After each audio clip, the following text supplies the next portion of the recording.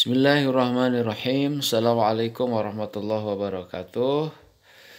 Alhamdulillah pada pagi hari ini kita semua bisa kembali memulai aktivitas belajar kita meskipun dengan suasana yang masih seperti ini belum bisa kita mengadakan pembelajaran secara tatap muka, tetapi masih menggunakan daring. Mudah-mudahan antum semua tetap semangat dan tidak merasa putus asa atau lemah dalam hal semangat, tetapi antum terus-menerus berupaya belajar meskipun dalam situasi kondisi yang seperti ini. Bisa diharapkan mudah-mudahan antum terus berupaya untuk tetap di rumah, tidak keluar jika tidak ada kepentingan-kepentingan yang sifatnya mendesak. Baik, anak-anakku sekalian, melanjutkan apa yang sudah kita bahas di semester yang kemarin. Kita sudah membahas tentang apa yang disebut dengan usul fikih, kemudian apa ya perbedaannya dengan fikih, kemudian kita juga sudah membahas tentang al-ahkamu, apa yang dimaksud dengan al-ahkam, apa saja di dalamnya. Kita sudah mengenal ada istilah wajib, ada istilah mandub, ada istilah haram, ada istilah makruh, mubah, kemudian ada as-sahih, al-batil, ada ar-ruknu, asy-syartu, al-azimah, ar-rukhsah. Semuanya sudah Ustaz bahas.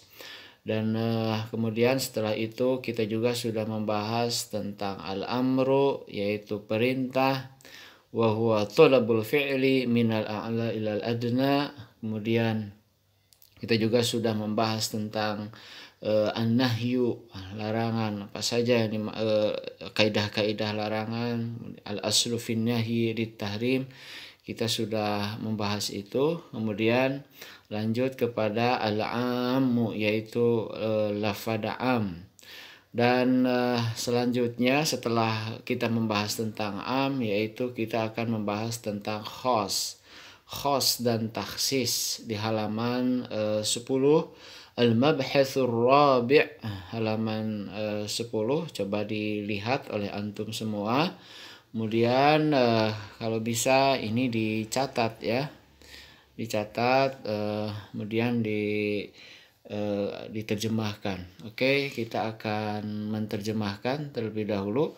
Al-mabhatsur rabi', pembahasan yang keempat, fil khassi wat takhsis, yaitu tentang khas dan takhsis. Wal khassu, lafadz khas adalah ma la yatanawalu, sesuatu yang tidak mencakup syai'aini, dua perkara, fasaidan atau lebih, min ghairi hasrin, tanpa adanya batasan. Wa takhsisu, sedangkan takhsis adalah ikhraju ba'di madlulil ami, yaitu mengeluarkan atau mengecualikan ba'di madlulil ami, sebagian dalil-dalil umum. Nah, wa huwa kismani, khos dan takhsis ini dibagi dua, yaitu muttasilun, yaitu muttasil itu artinya tersambung, wa munfasilun, dan juga terpisah. Fal muttasil, sedangkan muttasil itu anwa'un, ada beberapa macam. Minha, diantaranya adalah al-istisna'u, yaitu pengecualian. Qala Allah Ta'ala berfirman, a'udzubillahi minasyaitonir rajim, wal 'asri innal insana lafi khasrin illa allazina amanu wa 'amilus shalihat. Wal 'asri, demi waktu, innal insana, sesungguhnya manusia. Nah, al insanu ini masih bersifat umum. Artinya dalil ini masih bersifat umum. Lafadznya al-insan lafi khusrin, berada di dalam kerugian. Jadi semua manusia berada dalam kerugian. Jadi dalil ini masih umum. Kemudian dalil ini ditakhsis atau dikecualikan atau dikhususkan.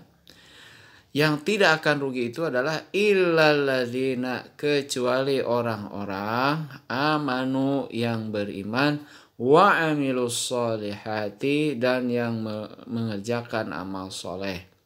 Nah, illa ini menjadi istisna, ya. Jadi mengecualikan, jadi takhsis dari al-insan lafi khusrin. Itu yang pertama. Kemudian yang kedua, minha at-taqyidu bis-sifati, yaitu membatasi bis-sifati, dengan sifat. Jadi membatasi dengan sifat. Qala Allah Ta'ala berfirman fi kafaratil qatli, tentang kifarat orang yang membunuh. Allah Ta'ala berfirman, a'udzubillahi minasyaitonirrajim, fatahriru raqabatin mu'minatin. Fatahriru, maka bebaskanlah, raqabatin mu'minatin, hamba sahaya perempuan yang beriman. Jadi di sini dijelaskan bahwa seseorang yang telah melakukan pembunuhan itu dikifaratkan atau mendapatkan hukuman berupa membebaskan hamba sahaya. Hamba sahaya yang seperti apa kan masih umum. Jadi hamba sahaya yang mana? Apakah hamba sahaya kafir ataukah hamba sahaya yang mukmin? Maka di sini ditakyid bisifat, yaitu dibatasi dengan sifat. Apa sifatnya? Yaitu mukminatin, hamba sahaya yang mukmin. Nah, di sini berarti raqabatin itu masih umum, kemudian ditaksis dengan mukminatin, yaitu sifat, ya, sifat mukmin. Kemudian yang selanjutnya at-takhsisu bil ghayah, yaitu taksis bil ghayah, dengan maksudnya batasan waktu. Qala Allah Ta'ala berfirman, wala taqrabuhunna, dan janganlah kamu sekalian mendekati mereka. Maksudnya orang yang sedang haid itu dilarang untuk dicampuri, ya. Sebagaimana dijelaskan di Al-Qur'an, yas'alunaka 'anil mahid qul huwa adza fa'tazilun nisa. Mereka bertanya kepadamu, wahai Muhammad, tentang orang wanita yang haid, katakanlah bahwa haid itu aza, yaitu suatu kotoran, ya. Fa'tazilun nisa, maka jauhilah oleh kamu sekalian an-nisa, perempuan-perempuan. Maksudnya adalah, ya, tidak boleh dicampuri ketika istri atau perempuan itu sedang haid. Wala taqrabuhunna, janganlah kamu mendekati mereka. Sampai kapan tidak boleh didekati? Apakah selamanya ataukah seketika dalam kondisi haid? Bagaimana kalau sesudah haid? Nah, ini dikasih batasan. Wala taqrabuhunna hatta yathurna. Nah, ini batasannya, ya. Kalau boleh didekati itu hatta yathurna, sampai mereka bersuci.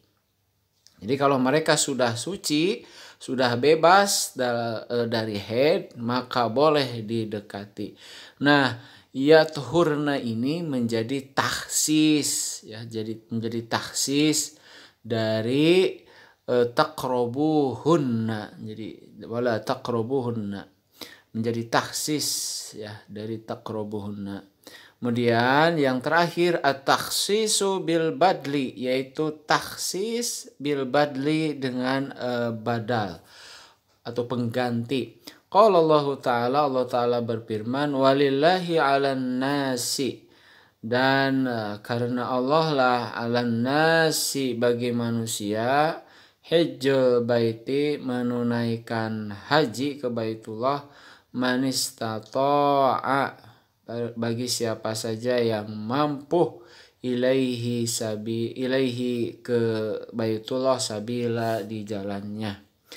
Nah, di sini kewajiban haji itu walillahi 'alan nasi hijjul baitnya. Jadi lafaz ini masih bersifat umum ya.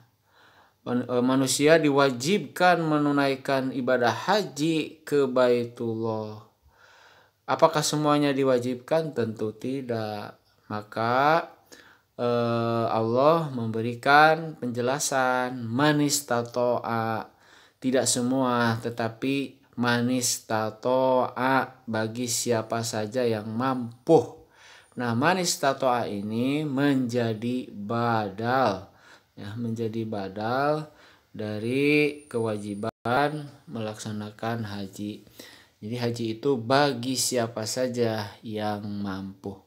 Itulah mungkin yang bisa Ustaz sampaikan dalam waktu yang sangat singkat dan serba terbatas ini. Mudah-mudahan bisa dipahami oleh antum semua. Assalamualaikum warahmatullahi wabarakatuh.